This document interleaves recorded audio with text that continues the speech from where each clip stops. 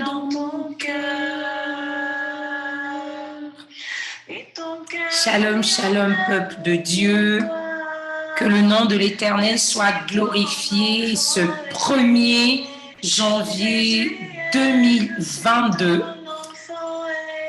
Prière de femme vous souhaite les meilleurs vœux de santé, de vie, de grâce, de miséricorde, de délivrance, de libération, de miracles et de prodiges.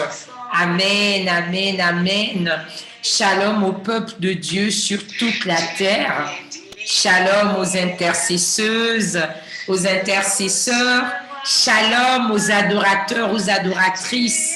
Shalom aux serviteurs, aux servantes, aux enfants de Dieu, à tout le peuple de l'Éternel. Shalom à la création, aux créatures, à toute personne qui vit et qui respire dans le nom de Jésus. Amen, amen, amen.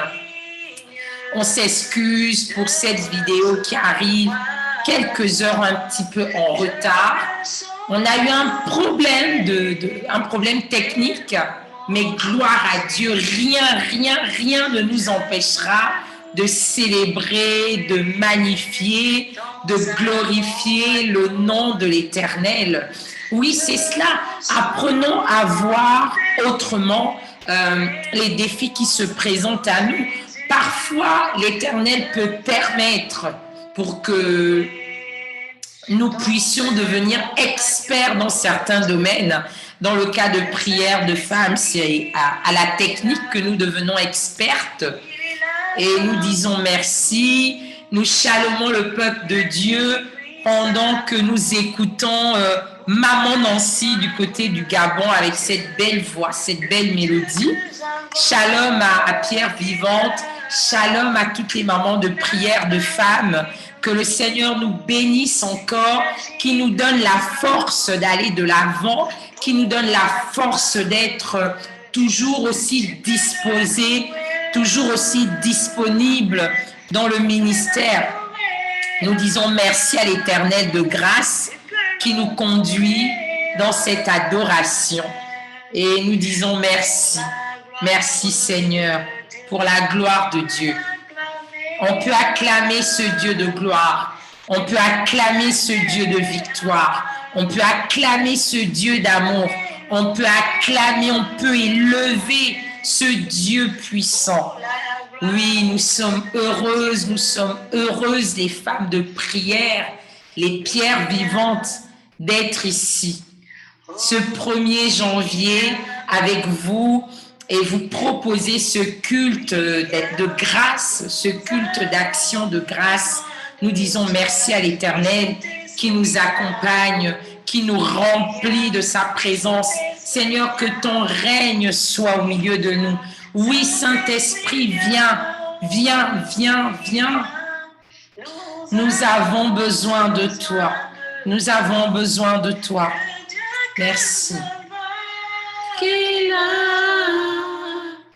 Il est là parmi nous. Le Dieu que nous servons est là. Il est là parmi nous. Nous lui disons merci. Que le nom de l'Éternel soit glorifié. Il est là parmi nous, le Dieu de grâce. Alléluia, que le nom de l'Éternel soit glorifié. Amen.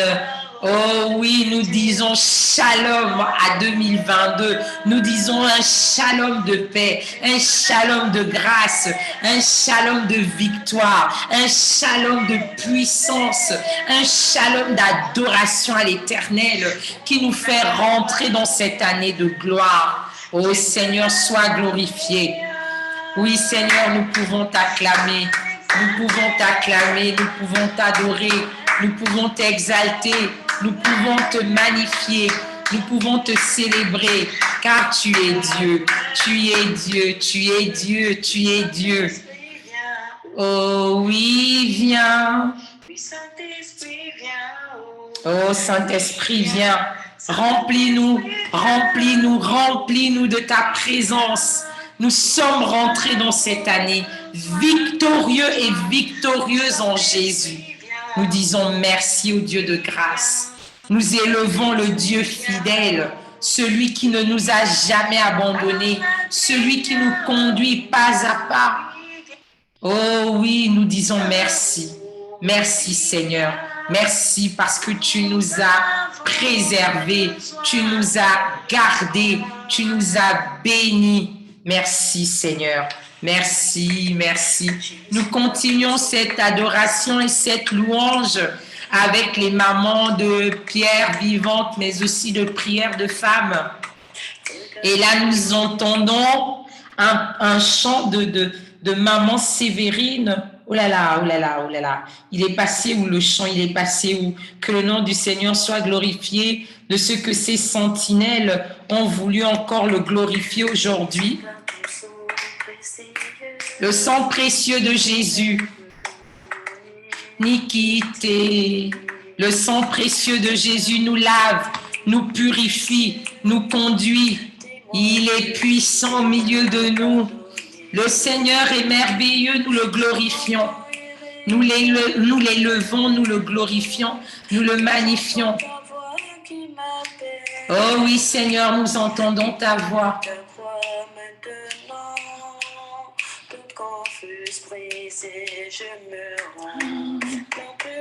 Blanc, plus blanc que neige, blanc, plus blanc que neige, de l'agneau, je serai plus blanc que la neige, blanc, blanc, plus blanc que neige, blanc, plus blanc que neige, trempé dans le sang de l'agneau, je serai plus blanc que la neige. Alléluia, alléluia, nous serons et nous sommes plus blancs que neige en Jésus-Christ. L'Éternel nous sanctifie, l'Éternel nous purifie. Le sang de Jésus donne la vie. Éternel, le sang de Jésus nous donne la vie. Nous invoquons, nous déclarons, nous proclamons l'immersion totale dans le sang de Jésus. Prière de femme, vous shalom. Merci Seigneur pour cette année 2022. Merci Seigneur parce que tu es le Dieu de grâce. Tu es celui qui nous fait du bien. Tu es celui Seigneur qui nous accompagne pas à pas. Tu es celui Seigneur en qui nous croyons. Tu es celui, Seigneur, qui nous conduit, qui nous fait rentrer, Seigneur, avec ta gloire, ta puissance, tes grâces, ton shalom, ta miséricorde dans cette année 2022. Oh oui, grâce au sang de Jésus, nous avons la vie. Grâce au sang de Jésus, nous avons la joie. La joie du Seigneur est notre force en 2022. Oh, que cette année soit bénie, bénie, bénie au nom de Jésus. Que toutes vos maisons, toutes les nôtres soient bénies dans le nom puissant de Jésus. Que le manteau de grâce de l'Éternel, le manteau de puissance, le manteau de gloire, le manteau de miséricorde nous remplisse. Nous remplisse, nous couvre, soit attaché à nous, afin que nous ne craignions ni les tempêtes, ni les Covid, ni les Omicron, ni toutes sortes d'épidémies, de pandémies, de catastrophes naturelles, parce que nous sommes couverts et couvertes dans le sang de Jésus. Amen. Tu peux te réjouir, mon frère, ma sœur. La parole de l'Éternel dit entrez, entrez, entrez dans la maison de l'Éternel avec des cantiques de louanges, des chants d'allégresse. Célébrez l'Éternel, votre Dieu, celui qui vous a béni en vous faisant rentrer, en nous conduisant jusqu'en 2022. Nous pouvons l'élever, nous pouvons l'adorer, nous pouvons le magnifier, nous pouvons encore le glorifier par nos louanges, par nos cris d'allégresse, par nos chants d'allégresse, nous pouvons dire merci à Dieu, le Dieu de gloire, le Dieu de paix, le Dieu des femmes de prière, le Dieu de pierre vivante, le Dieu de ses sentinelles. Dédicace à une maman, à une servante de l'Éternel. Oui, femmes, levez-vous, levez-vous, levez-vous pour la gloire de l'Éternel. Levez-vous pour œuvrer dans le royaume. Levez-vous, vous êtes des missionnaires.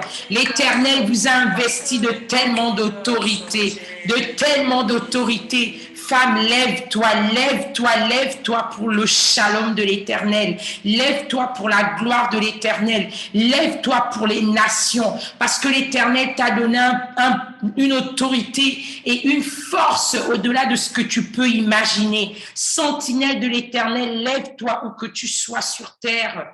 Oui, servante de l'Éternel, fille de l'Éternel. Femme, lève-toi pour la gloire de Dieu.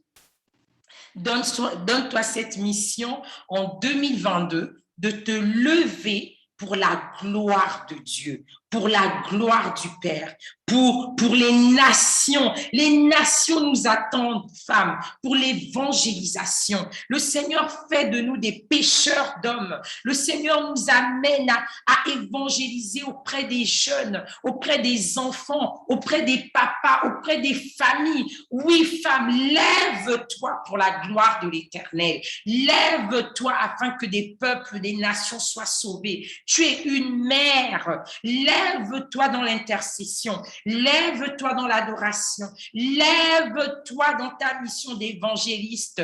Lève-toi, femme. Adore l'Éternel. Prie l'Éternel afin que son nom soit glorifié. Nous continuons et nous allons écouter maintenant une bonne louange. Merci, que Dieu te bénisse, maman Sévérine, que Dieu bénisse maman Nancy pour ses chants. Nous allons maintenant écouter une chanson que j'aime bien, de maman Nelly, de Pierre Vivante au Gabon. Nous disons merci maman Nelly. Cherche des femmes pour le servir. Dieu cherche des femmes pour le servir. Où sont-elles, ces femmes, pour le servir? Où sont-elles, ces femmes, prêtes à obéir? Des femmes pour le servir. Où es-tu, femme? Dieu cherche des femmes pour le servir. Où sont-elles, ces femmes, pour le servir? Où sont-elles, ces femmes, prêtes à obéir? Jésus cherche des femmes. Emmanuel cherche des femmes. Où es-tu, maman? Où es-tu, ma sœur? Où es-tu, sentinelle de l'Éternel? Où es-tu, femme? Quel que soit ton âge, que tu sois jeune, que tu sois enfant, que tu sois adolescente, que tu sois maman, que tu sois même mamie, grand-mère, arrière-grand-mère, il y a de la place. La moisson du Seigneur est grande, mais il y a peu d'ouvriers. Les ouvrières, levez-vous, levez-vous. Oh, j'aime cette chanson. J'aime cette chanson. Que Dieu bénisse encore maman Nelly. On va la réécouter. Pour le servir, Dieu cherche des femmes pour le servir. Où sont-elles, ces femmes, pour le servir? Où sont-elles, ces femmes, prêtes? Où vous êtes, maman? Où vous êtes pour obéir à l'instruction, à la mission de l'Éternel? L'Éternel vous a donné, il nous a donné le pouvoir. d'écraser la tête du serpent, oh, et des scorpions. Maman, lève-toi pour les nations. Femme, lève-toi. Prends ta destinée en Christ, en main au nom de Jésus. Pour le servir, où sont-elles ces femmes prêtes à obéir? Dieu cherche des femmes pour le servir. Dieu cherche des femmes pour le servir. Où sont-elles ces femmes pour le servir? Où sont-elles ces femmes prêtes à l'obéir? Où es-tu, femme? Où es-tu, maman? Où es-tu, sentinelle de l'Éternel? Où sommes-nous? Levons-nous, femmes, pour les nations. Levons-nous afin que le nom du Seigneur soit glorifié. Levons-nous, femmes, parce que l'Éternel nous a donné une mission. L'Éternel a fait de nous des mères. L'Éternel a fait de nous des femmes. Il nous a donné cette autorité sur les scorpions, sur les serpents et sur toute la puissance du monde de l'ennemi. Il nous a investis. Glorifions le Père. Continuons dans cet élan dans le nom puissant de Jésus. Merci Seigneur. Merci pour ta grâce. Merci pour ta louange. Merci Seigneur parce que ce jour, tu nous donnes la force de te louer. Tu nous donnes la force de t'exalter. Tu nous donnes la force de te magnifier. Le cœur assoiffé de toi. Je m'attends à toi. Je m'attends à toi. Oui, Seigneur, en 2022, nous venons dans ta présence. Nous rentrons cette année dans ta présence. Merci, Seigneur, parce qu'il n'y a que toi, Père. Il n'y a que toi qui sois le Seigneur de nos vies. Nous nous attendons à toi. Nous nous confions à toi. Nous nous recommandons à toi. Oh, nos yeux sont fixés sur toi, Éternel. Nous n'attendons qu'après toi. Nous ne soupirons qu'après toi. Le Seigneur, ça fait de toi le cœur assoiffé.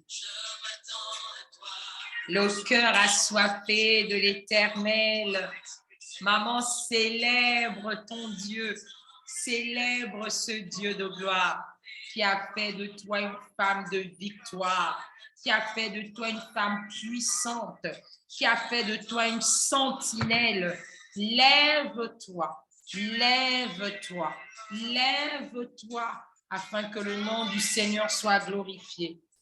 Merci Seigneur. Merci Yahweh. Ta présence. Le cœur assoiffé de toi. Je m'attends à toi.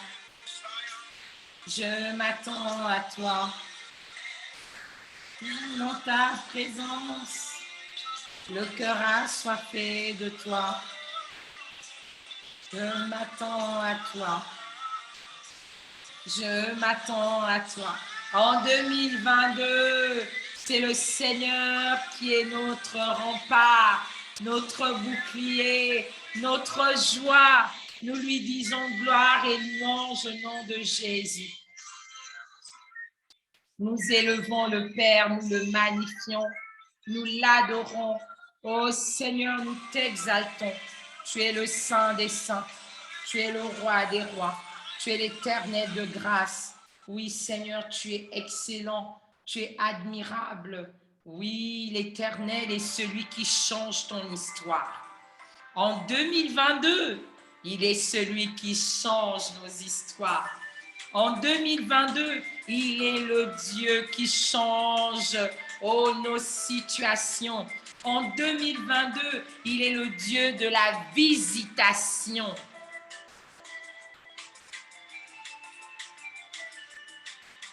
Changer notre histoire. Il est le Dieu qui change le destin. Les destins imposés par l'ennemi sont condamné, brisé, annulé au nom de Jésus. Mon histoire. Il change ton histoire. Le Dieu de grâce change nos histoires. Oh, il vient essuyer tes larmes. Il vient essuyer mes larmes. Il vient changer nos histoires. Il vient les réécrire. Il n'est jamais trop tard avec Jésus. Il n'est jamais en retard. Il est celui qui te relève. Il te relève. Il te relève. Il te donne la victoire. Changer mon histoire. Changer mon histoire. Il a essuyé mes larmes. Il essuie tes larmes en 2022. Il essuie tes larmes en 2022. Oh, il les remplace par des larmes d'allégresse, des cris de joie face à ses miracles et à ses prodiges.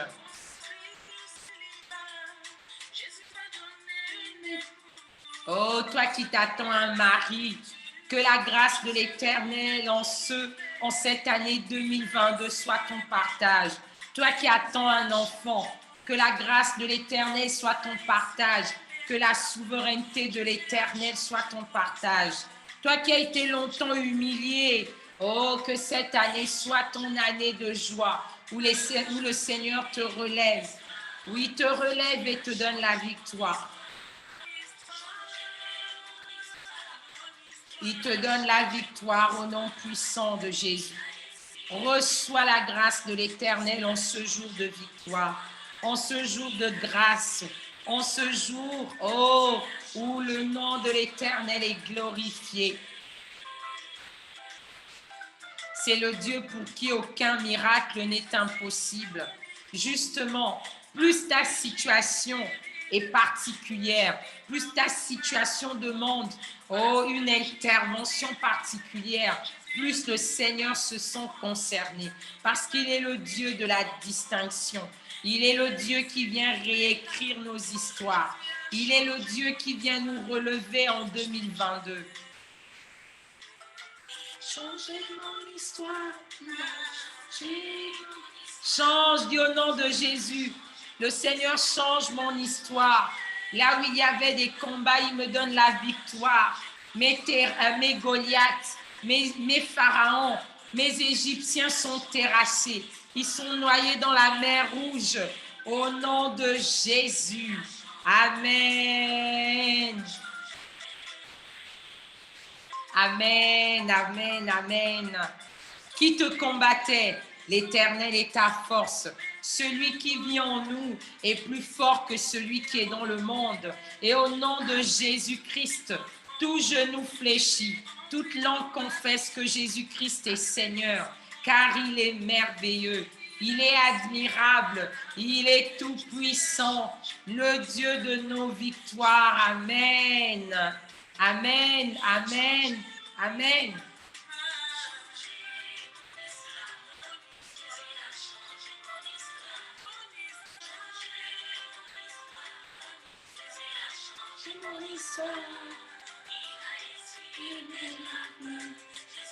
Changer mon histoire.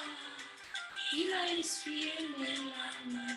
Jésus a changé mon histoire. Changer. Il est le Dieu qui change les histoires. Il est le Dieu qui les réécrit. Quand ce jour le Seigneur ouvre le livre des souvenirs, qu'il regarde, oh, comme il a fait pour Mardoché, qu'il regarde dans le livre des souvenirs et qu'il se rappelle de tout ce que tu as pu faire dans ta vie pour lui. Qu'il se rappelle d'un seul acte, d'une seule action, qui regarde à ton cœur, qui regarde à mon cœur, afin qu'il se souvienne qu'il est le Dieu de notre espérance. Oh, le Seigneur est celui qui essuie nos larmes.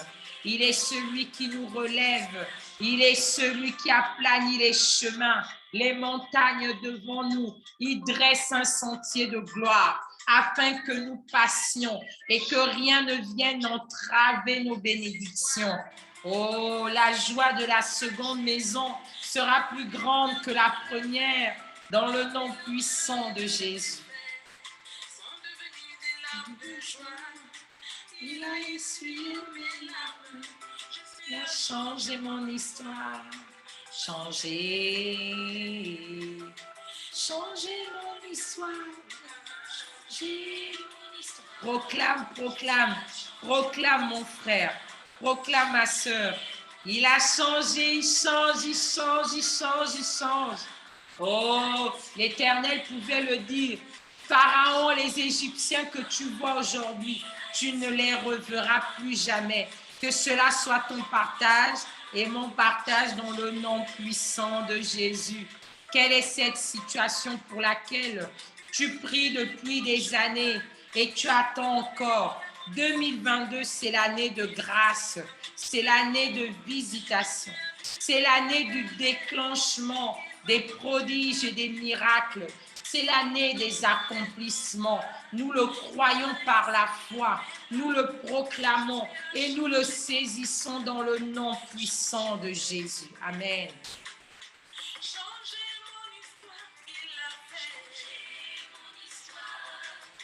Quelle est cette histoire? Quel est ce destin? Quelle est cette situation? Oh, confie-toi au Dieu de grâce. Confie-toi au Dieu pour qui rien n'est impossible. Confie-toi à celui qui ne sommeille ni ne dort pour son peuple. Confie-toi au Tout-Puissant El Shaddai, à l'Éternel des armées, Jéhovah Sabaoth. Confie-toi, Emmanuel, Dieu est parmi nous et avec nous.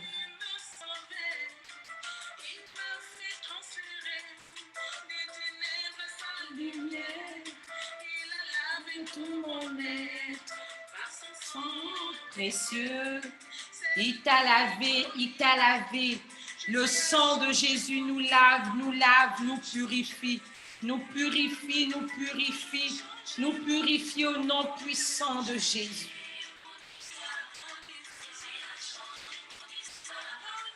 Changer mon histoire. Tu as changé mon histoire. Il a essuyé mes larmes. Il essuie nos larmes. Il essuie nos larmes. Il nous relève. C'est le Dieu qui rend toute situation possible. Il est le Dieu qui te fera sourire. Changer. Du célibat au mariage. Du chômage au travail. Amen. De la stérilité à la fécondité, de la possession à la délivrance, de l'enfermement, du cachot à la libération, à la liberté. Il est le Dieu qui change les circonstances. C'est le Dieu que nous adorons aujourd'hui.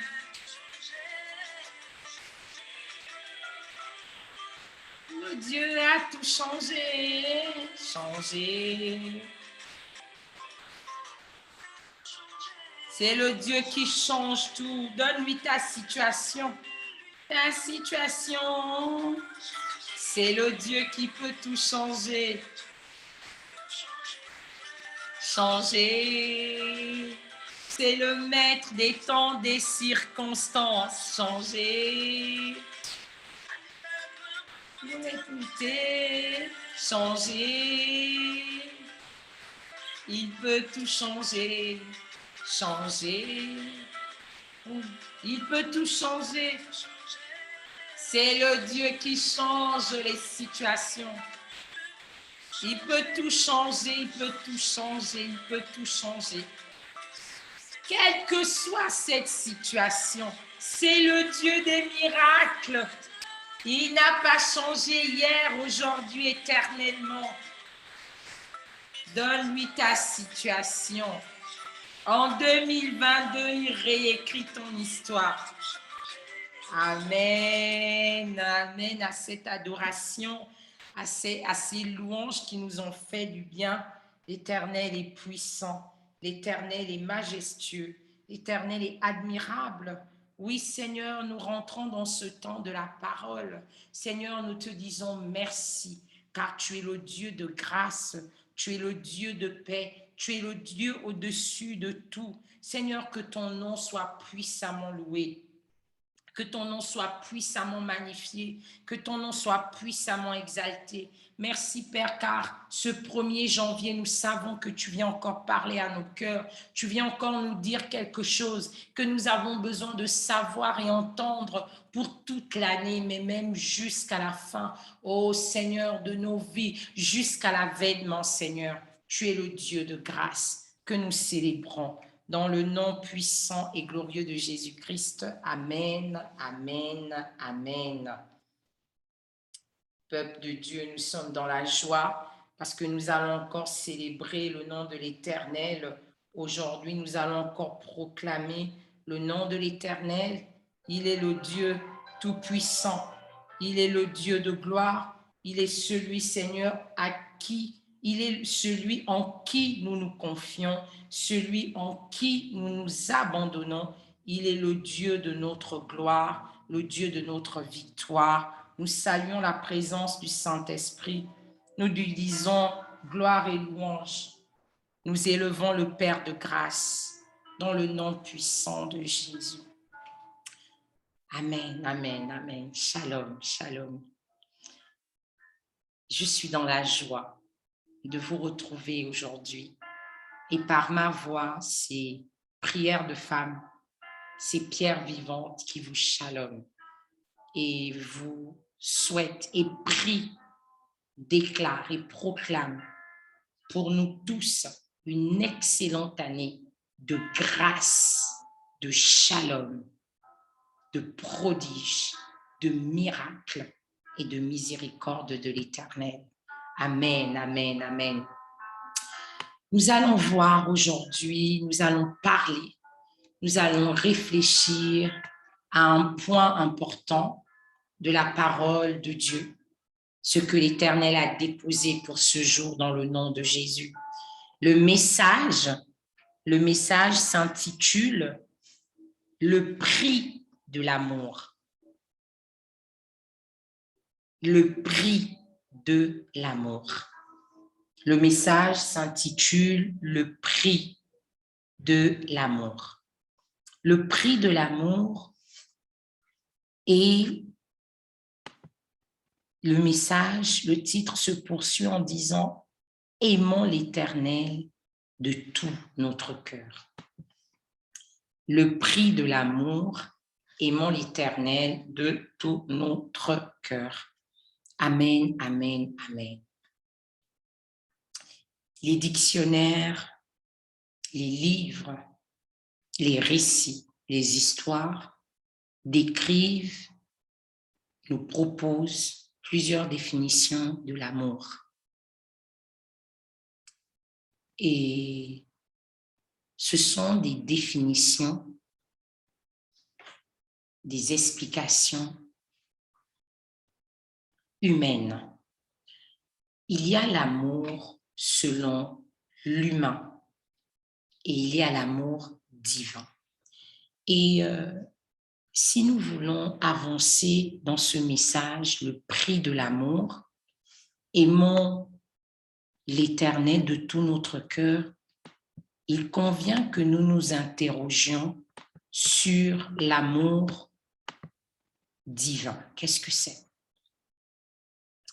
La parole de Dieu nous dit dans Jean 3,16 « Car Dieu a tant aimé le monde qu'il a donné son Fils unique, afin que quiconque croit en lui ne périsse jamais. » Mais ici, le verset commence bien « Car Dieu a tant aimé le monde. » Amen, amen. Donc ici, nous voyons que dans cette dimension divine, l'amour de Dieu a eu un prix. C'est parce qu'il nous a aimés et il nous a tant aimés. Donc cette dimension du superlatif tant pour donner une dimension plus intense à cet amour nous amène à cette conséquence ou ce résultat qu'il a donné son Fils unique à la croix.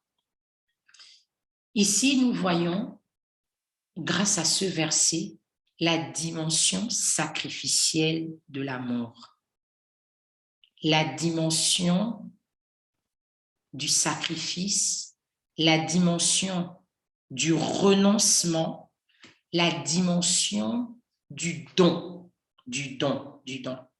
Dieu a donné, il s'est séparé momentanément, il a sacrifié. Donc, il y a la dimension du sacrifice. Sacrifice, c'est renoncer à quelque chose qui est important pour nous. Et la dimension du sacrifice, c'est la dimension de la douleur. Parce que ça nous coûte quelque chose. Et à Dieu, ça lui a coûté le sacrifice de son Fils à la croix, son Fils unique, Jésus-Christ. Donc, nous pouvons voir déjà, à partir de ce seul verset, que l'amour divin nous conduit nécessairement dans la dimension du don de soi et dans la dimension du sacrifice, dans la dimension du coût, payer un coût, dans la dimension de la douleur aussi, parce que lorsqu'on fait un sacrifice, lorsqu'il nous coûte, lorsqu'on se sépare ou on donne quelque chose qui nous est important, il y a cette dimension de la douleur. Donc, dimension du don donné, dimension du sacrifice, dimension du coût. Et l'amour du Seigneur est si grand, si pur, si particulier, qu'il n'a pas hésité à donner ce qui lui était le plus cher. Nous savons comment est arrivée la naissance de Jésus. Marie a reçu la visite de l'ange et durant cette visite, l'ange lui a annoncé qu'elle allait être enceinte. Et elle s'est dit, comment cela sera-t-il possible? Mais cela sera possible uniquement parce que le Dieu de grâce, le Dieu de paix, l'a rendu possible par la vertu du Saint-Esprit. Par la vertu du Saint-Esprit. Et le Seigneur nous fait grâce encore par cette vertu du Saint-Esprit de comprendre la dimension particulière, de comprendre la dimension unique de cette naissance de l'agneau, de comprendre la dimension céleste, la dimension spirituelle, la dimension du Saint-Esprit. Et nous disons gloire à l'Éternel parce que c'est une naissance à elle seule qui était unique. C'est une naissance à elle seule qui nécessitait la présence, le concours et le don du Saint-Esprit. Et cette naissance et ce don du Saint-Esprit, et donc cette partie conséquente de Dieu manifestée à Marie par une vertu exceptionnelle, manifestée à Marie par une vertu exceptionnelle, afin que naisse l'agneau immolé sans tache, afin que naisse celui qui pouvait être considéré comme pur pour ce sacrifice exceptionnel de porter le fardeau de toute l'humanité. Et donc, le coût que l'Éternel a payé est énorme.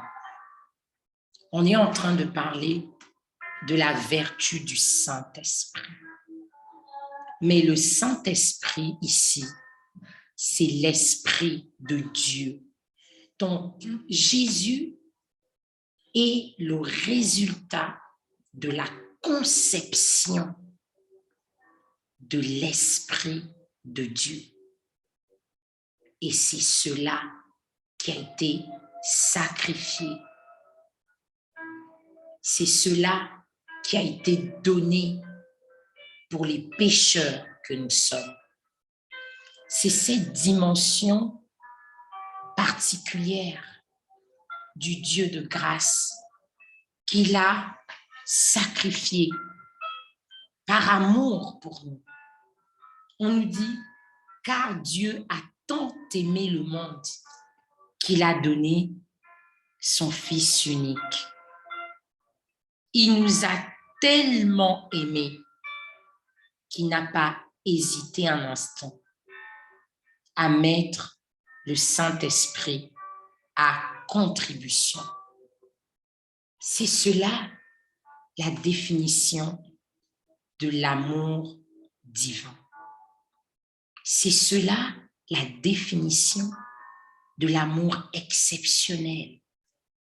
Dieu a pris une part de lui-même. Il s'est lui-même donné pour que nous soyons sauvés. Il s'est lui-même donné pour que nous soyons dans le shalom, pour que nous n'ayons plus à souffrir le martyre éternellement. Donc, nous voyons que jusqu'à présent, nous avons compris que la dimension divine de l'amour est une dimension du sacrifice, de soi, une dimension du don de soi, une dimension du renoncement à quelque chose d'important, à ce qu'il y a de plus important pour nous. C'est la dimension sacrificielle. C'est donc une dimension exceptionnelle du sacrifice. L'amour divin a un coût. L'Éternel a payé un prix pour l'amour qu'il ressent pour nous. Même le Dieu Tout-Puissant, l'Éternel de grâce, pour ta vie, pour ma vie, a payé un prix.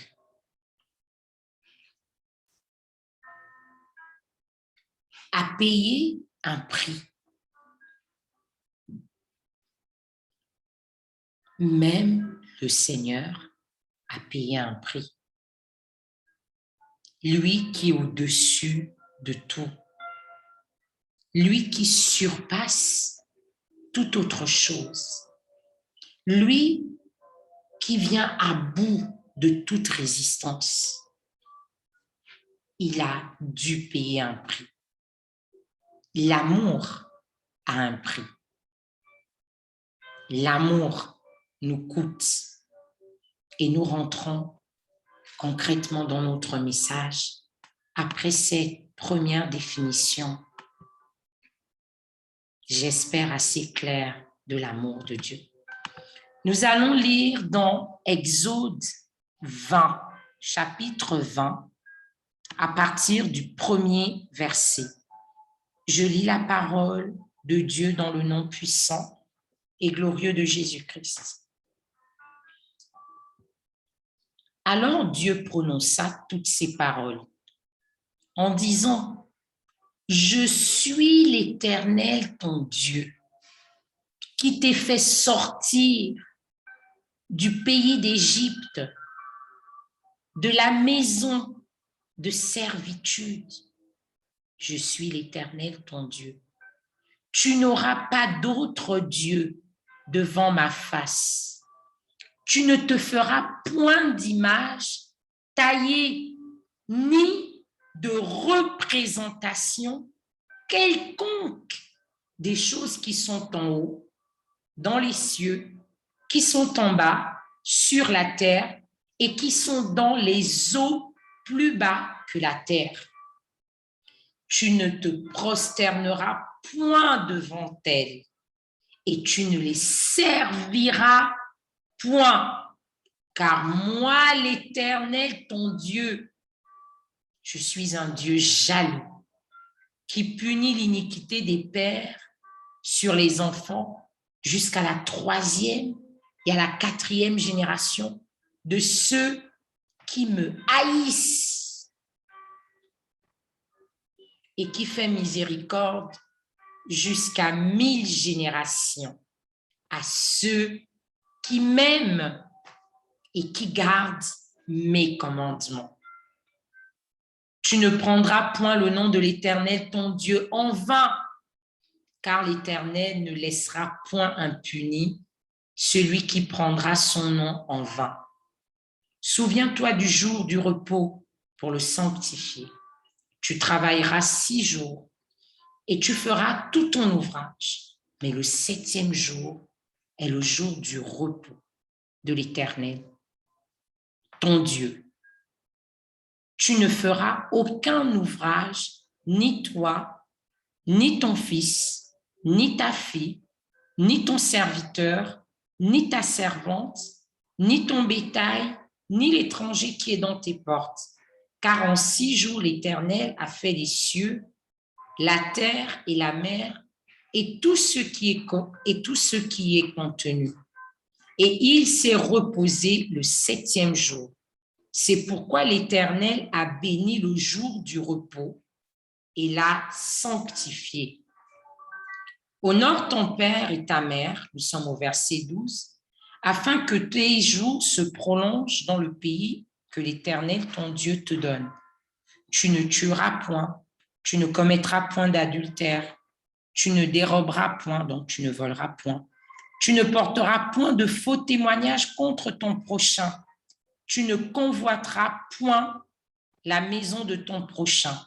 Tu ne convoiteras point la femme de ton prochain, ni son serviteur, ni sa servante, ni son bœuf, ni son âne, ni aucune des choses qui appartiennent à ton prochain. Tout le peuple entendait les tonnerres et le son de la trompette. Il voyait les flammes de la montagne fumante. À ce spectacle, le peuple tremblait et se tenait dans l'éloignement. Ils dirent à Moïse, « Parle-nous toi-même et nous écouterons, mais que Dieu ne nous parle point, de peur que nous ne mourions. » Moïse dit au peuple, « Ne vous effrayez pas, car c'est pour vous mettre à l'épreuve que Dieu est venu. Et c'est pour que vous ayez sa crainte devant les yeux, afin que vous ne péchiez point. » Et nous nous arrêtons au verset 20. Amen, amen, amen. Exode 20 se base essentiellement sur les commandements que l'Éternel a prescrits au peuple d'Israël par la personne de Moïse. Que le nom du Seigneur soit glorifié. Nous remarquons toutefois que dans la constitution de ces commandements, les 9 autres, du moins tous les autres, en dehors du premier, concernent la vie en société. Tu ne tueras point, tu ne déroberas point, donc tu ne voleras point, tu ne commettras point d'adultère, tu ne feras point de faux témoignages, etc., etc. Tu honoreras ton père et ta mère. Tous les autres commandements, à l'exception du premier, concernent la vie en communauté, concernent la vie en société, concernent les nations, concernent les hommes, la vie entre nous. C'est des commandements qui régissent le bon fonctionnement de la vie entre les hommes, le bon fonctionnement de la vie en société. Mais le premier commandement concerne exclusivement l'Éternel. Le premier commandement est le seul commandement qui s'accorde à développer ce que Dieu attend de nous vis-à-vis de lui directement. Et donc, dans la hiérarchie des commandements, il y a une hiérarchie des commandements. Dans la hiérarchie des commandements, le premier commandement est le plus important des commandements parce que c'est celui qui nous donne des ordonnances, des prescriptions sur notre relation avec Dieu, sur ce que l'Éternel attend de nous pour sa personne, son autorité. Et après, bien sûr, le deuxième commandement, c'est « Tu honoreras ton père et ta mère afin de vivre longtemps ». Donc, on voit que là, on passe aux autorités familiales sur terre. Mais le plus important des commandements, c'est le premier. Et dans ce premier commandement, qui concerne Dieu, qui concerne le Très-Haut, qui concerne l'Éternel, le plus important des commandements, nous pouvons relire le verset 6, à partir du verset 5 d'ailleurs. « Tu ne te prosterneras point devant elles, donc les faux dieux, et tu ne les serviras point. » On va un peu plus loin. « Car je suis l'Éternel, ton Dieu, je suis un Dieu jaloux. » Cette dimension du Dieu jaloux, c'est le Dieu qui ne peut être associé à personne. C'est le Dieu dont l'amour que nous portons envers lui ne peut faire l'objet d'une concurrence.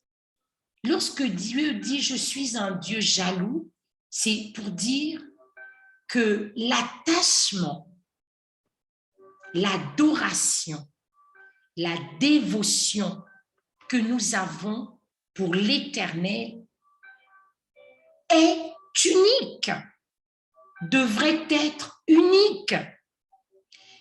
L'amour et l'adoration que nous avons pour Dieu ne peut en aucun cas faire l'objet d'une concurrence quelconque. C'est pourquoi la parole de Dieu, lorsqu'on parle des hommes, des femmes et des enfants, on utilise le verbe « aimer » qui est plus de l'ordre humain. On va dire « l'homme doit aimer sa femme comme Christ a aimé l'Église ». Parents, vous devez aimer vos enfants, vous devez les éduquer. Pour le père et la mère, on va dire « honorer ». Tu honoreras ton père et ta mère afin de vivre longtemps. On utilise des verbes comme « aimer », on utilise des verbes comme « respecter », on utilise des verbes comme « honorer », parce que ce sont des verbes à la dimension humaine. Mais pour Dieu, nous utilisons « adorer ». Parce que la dimension du verbe « adorer » est une dimension divine. On ne peut pas adorer une personne. On ne peut pas adorer sa femme. On ne peut pas adorer son mari. On ne peut pas adorer son enfant. On ne peut pas adorer son père, sa mère. On ne peut pas adorer un objet. On ne peut pas se faire une statuette, une image taillée et l'adorer. C'est un blasphème. Le verbe « adorer » est réservé à la seule autorité exceptionnelle du Dieu très haut. C'est à lui que l'adoration est réservée. Le Seigneur ici distingue même l'amour, les types d'amour que nous avons entre nous, humains, parents, enfants, femmes, maris, frères, sœurs dans la foi, et la dimension du Dieu puissant, l'Éternel, est un être que nous adorons. Et lorsqu'il dit « je suis un Dieu jaloux », c'est pour dire « tu ne peux pas adorer quelqu'un d'autre ou autre chose que moi. Je suis le seul à faire l'objet de ton adoration. » Ça, c'est une recommandation, c'est une ordonnance de l'Éternel. Et ça, c'est la dimension du Dieu jaloux. Toujours dans cette première partie, ce premier commandement qui a plusieurs séquences. Le premier commandement est le seul commandement qui a des sous-commandements. Tous les autres commandements sont résumés en une seule phrase. Mais le premier commandement, celui qui concerne l'Éternel, est éclaté en plusieurs ordonnances. Tu ne te feras pas d'image taillée, tu n'adoreras pas d'autres dieux, tu te reposeras le 7e jour. Ensuite, on continue, il dit « Je suis un Dieu jaloux qui punit l'iniquité des pères sur les enfants jusqu'à la 3e et 4e génération de ceux qui me haïssent. » Le verbe haïr ici est très puissant. C'est au-delà de « je n'aime pas ». C'est au-delà de « je déteste ». La dimension haïr, c'est la dimension la plus intense du mépris qu'on peut avoir à l'égard d'une personne. Donc, pour le Dieu Tout-Puissant que nous servons, si nous ne l'adorons pas, si nous faisons des images taillées, si nous adorons d'autres divinités sous la terre, sous la mer, etc., comme il est cité dans ce commandement, c'est que nous l'haïssons. Dans la dimension de Dieu, c'est où tu l'adores, où tu le hais. Il n'y a pas de commune mesure où tu adores Dieu. Mais si tu crois adorer Dieu et d'autres divinités et d'autres personnes, pour le Dieu Tout-Puissant, c'est que tu le hais, tu le méprises, il est pour toi une horreur en fait. Donc cette dimension de l'amour divin, c'est une dimension sans partage. L'amour de l'Éternel ne peut être partagé avec personne d'autre et avec rien d'autre. Sinon, l'Éternel considère que c'est un mépris pour lui. Et il y va plus loin lorsqu'il dit, verset 6, parce que rappelons-nous, le titre de notre message, c'est « Le prix de l'amour » et « Aimons Dieu de tout notre cœur ». Alors au verset 6, toujours du premier commandement, qui est vraiment éclaté en plusieurs sous-branches, il dit « Et qui fait miséricorde jusqu'à 1000 générations à ceux qui m'aiment, ENT au pluriel, et qui gardent mes commandements. » L'Éternel dit qu'il fait miséricorde jusqu'à 1000 générations à ceux qui l'aiment et qui gardent ses commandements.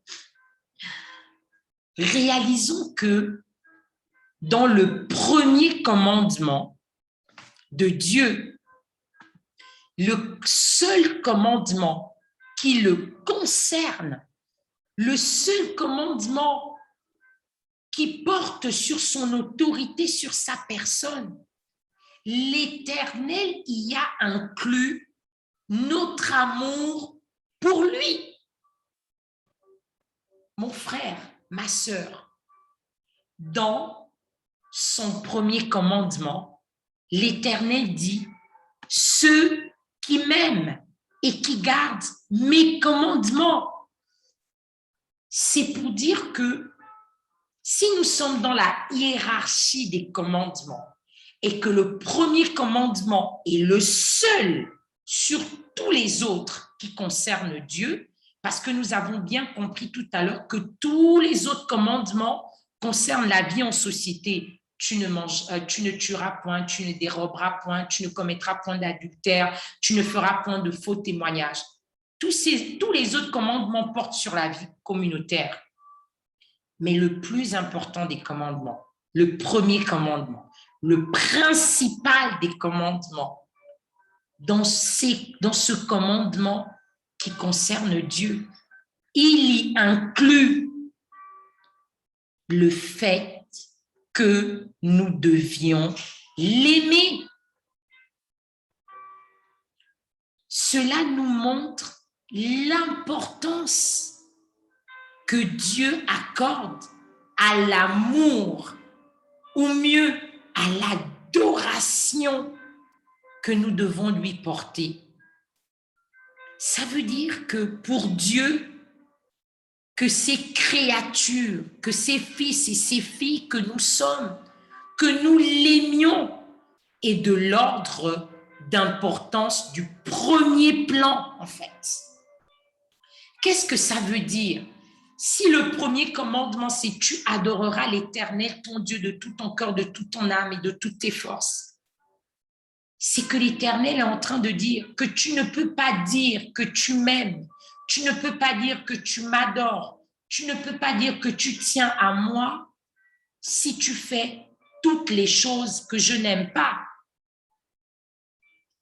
Et il va plus loin, il dit « ceux qui m'aiment et qui gardent mes commandements, alléluia, qui gardent mes commandements. » Maman, papa, frère, sœur, tu peux le répéter de l'autre côté.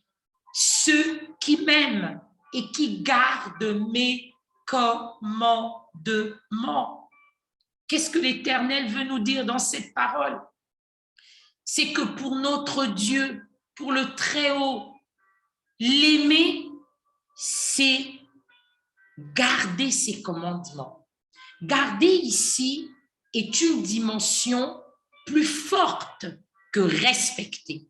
Parce que si on dit « je respecte les commandements de Dieu », je peux respecter les commandements aujourd'hui et peut-être pas demain.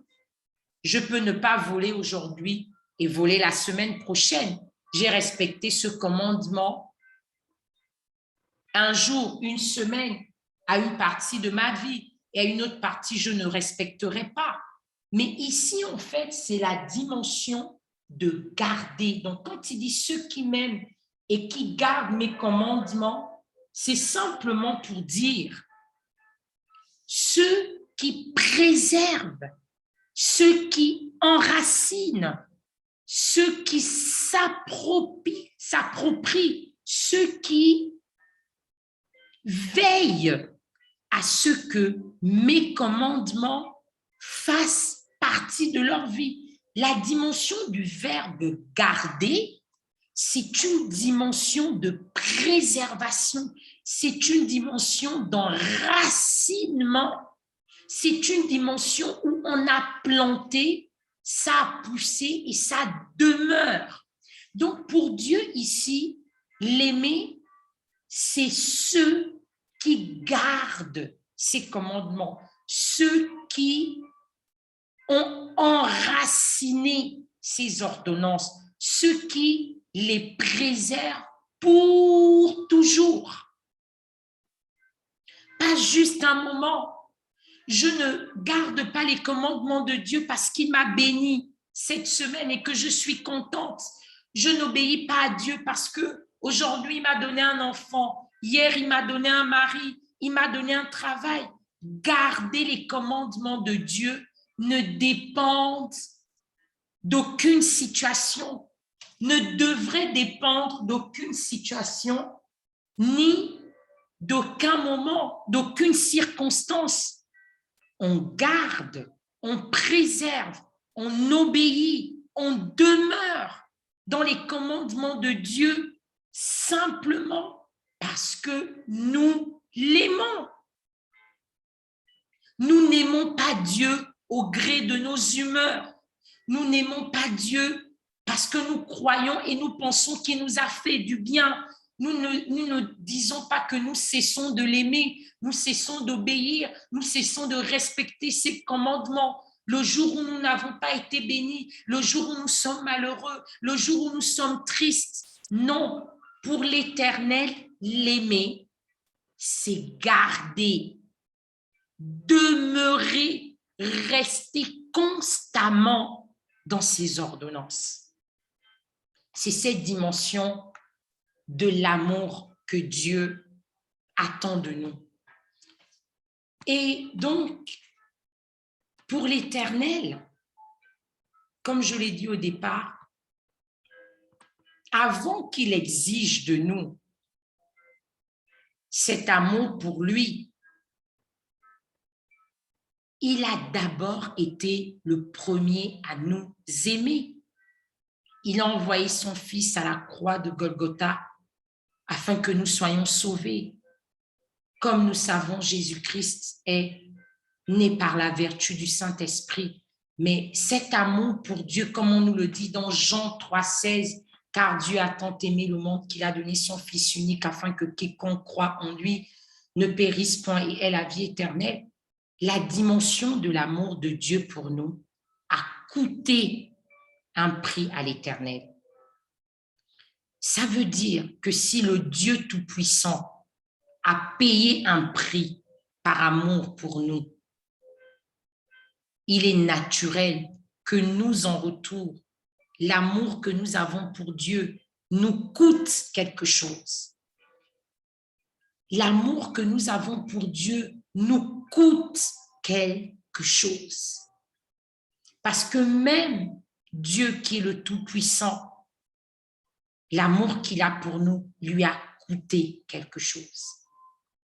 Et lorsque nous aimons Dieu, comme nous l'avons vu pour l'amour divin, il y a très souvent une dimension sacrificielle. Il y a une dimension du don de soi. Lorsque l'Éternel nous dit encore, toujours dans le premier commandement, c'est un commandement très riche, que tu te reposeras le 7e jour. D'autres parlent de sabbat. Ici, c'est aussi pour l'Éternel une façon, une caractéristique de cet amour que nous devons avoir pour lui. Ici, allons plus loin que le 7e jour. Oui, nous devons travailler 6 jours et nous arrêter un jour. Mais au-delà de la dimension de la création où Dieu a travaillé en créant le monde en 6 jours et lui-même s'est reposé le 7e jour, il y a la dimension symbolique dans ce verset de comprendre que l'Éternel veut nous dire que dans tout ce que nous faisons comme activité, nous ne devons pas oublier que nous devons lui consacrer un temps.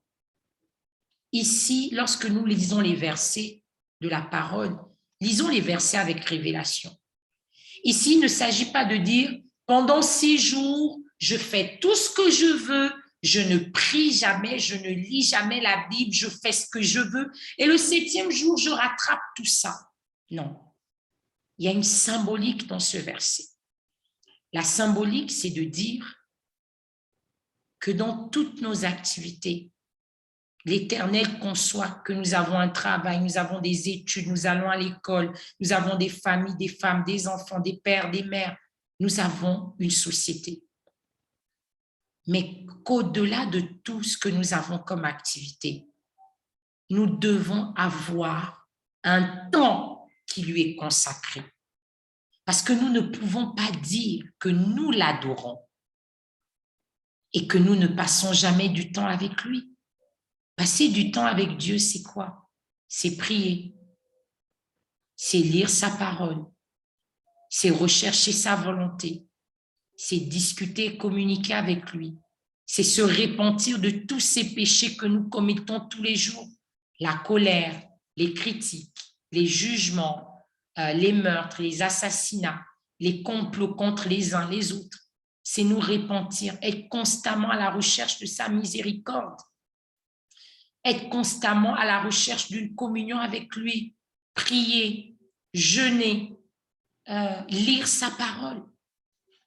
C'est un moment où nous avons travaillé, un moment où nous avons passé du temps avec, excusez-moi, un moment où nous avons passé du temps avec, pardon, excusez-moi, peuple de Dieu, je vous en prie, excusez-moi un instant.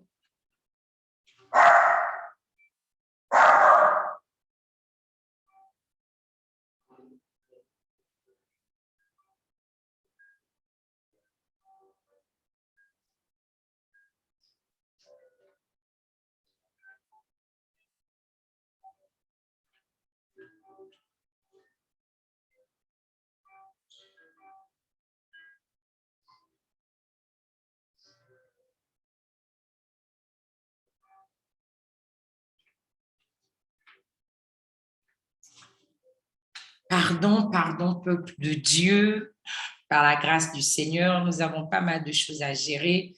Je suis de retour avec vous. Et donc, je disais qu'il y a cette dimension du temps que nous consacrons à Dieu. Donc, nous ne pouvons pas prétendre aimer le Dieu de gloire et nous n'avons pas de temps à lui consacrer. Nous ne pouvons pas prétendre que nous adorons le Père et nous ne passons jamais du temps à lire sa parole. Nous ne passons pas du temps à prier. Nous ne passons pas du temps à communiquer avec lui. Ce n'est pas possible. Le Dieu de grâce nous montre aussi qu'aimer, l'aimer, c'est passer du temps avec lui. Et je crois que même humainement, c'est ce que nous faisons avec nos familles, tous les êtres qui nous sont chers. Et donc, il y a cette dimension de l'ordre divin, de là où Dieu place l'amour que nous devons avoir pour lui. Et cet amour a un prix, comme je disais. Pourquoi nous payons un prix? Pour la même raison que Dieu. Pourquoi Dieu a payé un prix? Parce qu'il devait nous sauver du péché. Parce qu'il devait nous sauver de la main de l'ennemi. Pourquoi Jésus est mort sur la croix? Pour que son sang nous conduise au salut, pour le péché et à cause de l'ennemi. La parole de Dieu nous dit, malheur à la terre, Satan est descendu vers vous, armé d'une grande colère. C'est pour ça que Jésus est mort à la croix. C'est pour ça que l'Éternel a payé un si grand prix. Et c'est pour ça aussi que nous, en retour, nous payons ce prix de l'amour de Dieu. Parce que nous vivons sur cette terre où l'ennemi est descendu, armé d'une grande colère. Et donc, il y a toute cette atmosphère démoniaque, satanique, ténébreuse, dans laquelle nous nageons, tout en étant couverts dans la présence de Dieu. Amen. Que cela soit notre partage constamment. Et donc, le fait que nous vivions ici et que nous soyons faits de chair et de sang fait en sorte que nous soyons tout le temps confrontés au péché et que ce péché ait des conséquences sur nos vies et des conséquences comme la malédiction, la maladie, les tribulations, les tempêtes. Satan fait tout pour que nous commettions des péchés qui ouvrent des portes. Et ce sont ces portes qui nous coûtent parce que en choisissant de suivre Dieu, en choisissant de mettre notre foi en Dieu, nous avons de facto, naturellement, déclaré une guerre à l'ennemi. Nous avons, de manière même involontaire, déclaré une guerre, des hostilités avec l'armée des ténèbres. Et donc, c'est le choix, finalement, de suivre Dieu qui nous coûte les tribulations que la chair, le péché et l'ennemi permet dans notre vie. Mais quelquefois, quand Dieu permet ces choses, ce n'est pas dans l'intention de nous éprouver au-delà de nos forces. La parole dit que nous ne serons jamais éprouvés au-delà de nos forces. Mais très souvent, c'est pour briser ce que nous sommes, pour tailler les personnes que nous sommes et en retirer ce qu'il y a de meilleur. Nous continuons et nous lisons dans 1 Pierre, chapitre 1, verset 6. C'est là ce que fait votre joie. Quoique maintenant, puisqu'il le faut, vous soyez attristés pour un peu de temps par diverses épreuves, afin que l'épreuve de votre foi, plus précieuse que l'or périssable, qui cependant est éprouvé par le feu, ait pour résultat la louange, la gloire et l'honneur lorsque Jésus-Christ apparaîtra. Lui que vous aimez sans l'avoir vu, en qui vous croyez sans le voir encore, vous réjouissant d'une joie ineffable et glorieuse, parce que vous obtiendrez le salut de vos âmes pour prix de votre foi. Amen, amen, amen. Ici, la parole est claire. L'apôtre Pierre dit que c'est là ce qui fait notre joie.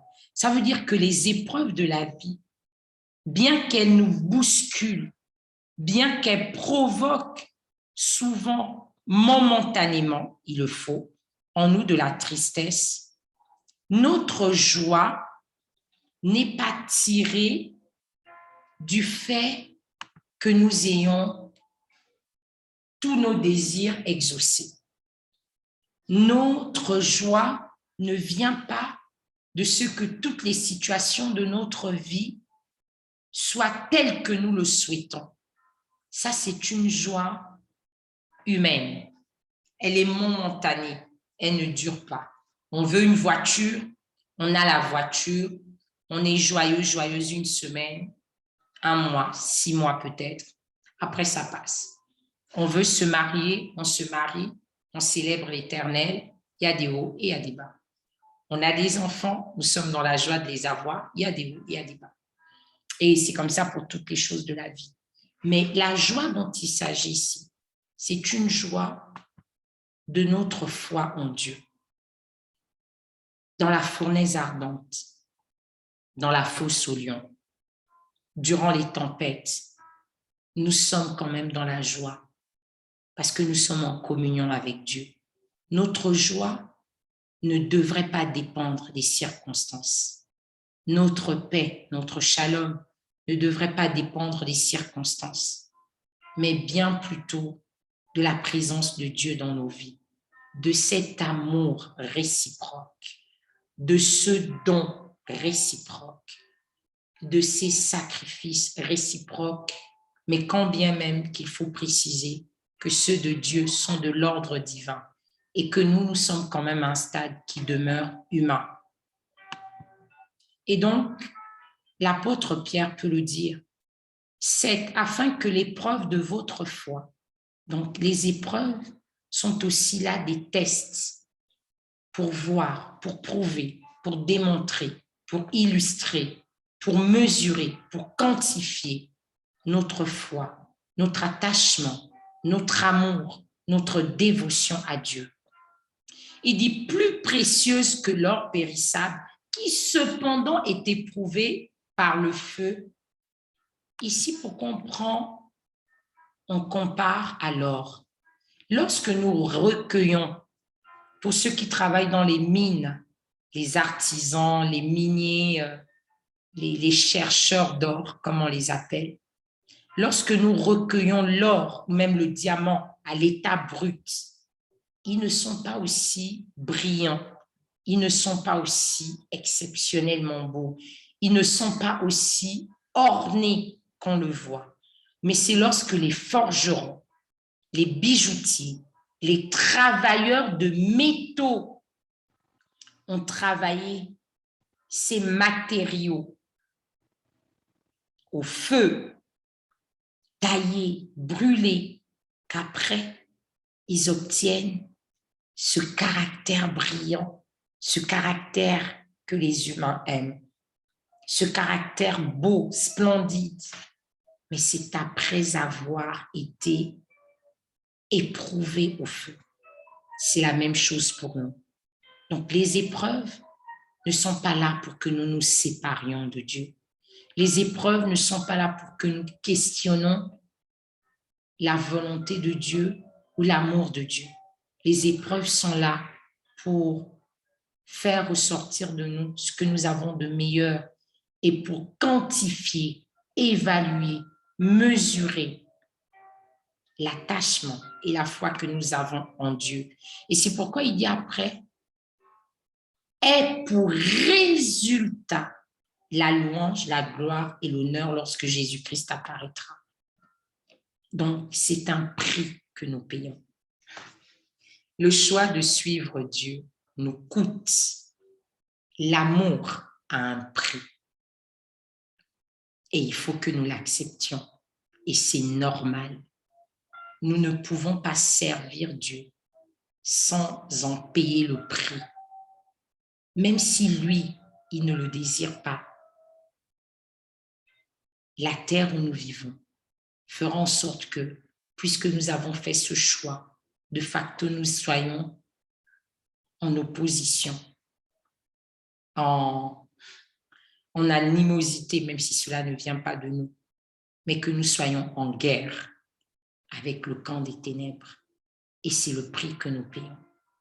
Et au-delà de ce prix, il y a le prix de la consécration, le prix de l'adoration de Dieu, le prix de l'amour, le prix du temps que nous passons, le prix de nos jeûnes, le prix de nos prières, le prix de nos adorations, de nos louanges, de nos œuvres dans le ministère. Il y a un prix. Aimons Dieu de tout notre cœur. Cela nous coûte un prix. Et nous pouvons continuer à voir d'autres chapitres, d'autres livres. 1 Jean 4, 10 nous dit, « Et cet amour consiste non point en ce que nous avons aimé Dieu, mais en ce qu'il nous a aimés et envoyé son Fils comme victime expiatoire pour nos péchés. » Cela nous rappelle que c'est d'abord Dieu qui nous a aimés, c'est d'abord lui qui a initié cette notion sacrificielle indispensable. Et nous n'avons pas commencé cette aventure. Il a commencé avant nous. Et ce que nous faisons est insignifiant comparativement à ce qu'il a fait. Maintenez-vous dans l'amour de Dieu. Jude 1, 21. En attendant, la miséricorde de notre Seigneur Jésus-Christ pour la vie éternelle. Maintenez-vous. Ça veut dire que nous devons demeurer. L'amour de Dieu comme l'humain, c'est quelque chose qui s'entretient. C'est quelque chose qui se développe. C'est quelque chose qui grandit, qui prend de l'expansion. Il faut l'entretenir, se maintenir, parce que nous ne connaissons ni l'heure, ni le jour de l'avènement, ni le moment où la trompette sonnera.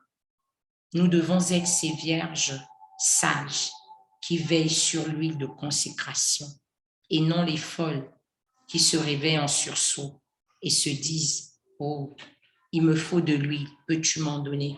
Nous devons maintenir cette relation d'amour divin avec l'Éternel. Nous devons l'entretenir. Nous devons y veiller dans le nom puissant de Jésus.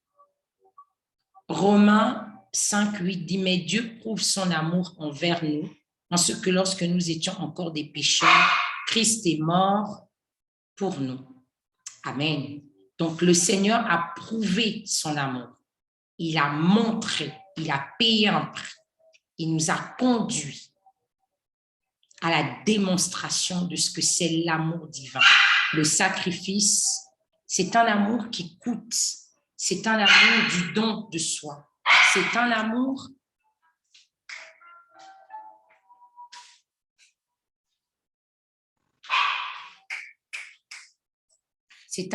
du don, c'est un amour du sacrifice, c'est un amour qui a un prix par la grâce de Dieu. Désolée, je crois que nous allons aussi être bénis par mon bichon maltais, Fanta, qui veut participer au message. Alors, on dit 1 Jean 4:8. Celui qui n'aime pas n'a pas connu Dieu, car Dieu est amour. Amen. Et nous allons certainement terminer par là. L'amour est un don de Dieu. L'amour est une manifestation de Dieu. L'amour est ce qui est l'essence même du caractère de Dieu. L'amour est ce qui nous coûte quelque chose. L'amour est ce qui nous amène à payer un prix, à faire un don de soi. L'amour est ce qui nous conduit dans le sacrifice, le temps que nous consacrons aux autres, à ceux que nous aimons. Et nous allons terminer par là et bénir le nom du Seigneur, car il nous a grandement bénis également en ce jour et il nous a fait du bien. Il nous a fait du bien dans le nom puissant de Jésus-Christ. Nous glorifions le Père, nous élevons le Fils de ce que nous sommes dans cette dimension sacrificielle de l'amour, que l'Éternel nous conduise à cette dimension où nous comprenons que nous avons un prix à payer naturellement, que cela nous coûte. Et c'est d'ailleurs ce qui montre que notre amour est précieux. C'est d'ailleurs ce qui montre que notre attachement à l'Éternel nous est important, que nous ayons conscience de cela et que nous que nous y veillons avec amour, avec persévérance, avec dévotion. Parce que lorsque l'amour ne nous coûte rien, nous devons nous poser des questions. Passe du temps avec l'Éternel, consacre-toi à l'Éternel, trouve du temps pour lui et que les épreuves ne t'éloignent pas de Dieu, mais que bien au contraire, elles soient là pour faire sortir le meilleur de toi, le meilleur de moi. Et nous nous chalomons ici dans le nom puissant de Jésus-Christ. Soyez bénis et que cette parole nous accompagne durant l'année 2022. Le prix de l'amour est mon Dieu de tout notre cœur, quoi que cela nous en coûte. Parce que le prix qu'il a payé n'est en rien comparable à ce que nous pensons payer. Parce que la plus grande partie, sinon la quasi-totalité, a été payée. Et même ce que nous croyons payer a déjà été porté à la croix dans le nom puissant de Jésus. Aimons Dieu, affectionnons Dieu, croyons en Dieu, adorons l'Éternel de tout notre cœur. Et soyons heureux de payer ce prix. Dans le nom puissant de Jésus, soyons et demeurons bénis. Merci. Que le nom du Seigneur soit glorifié. Amen, amen, amen.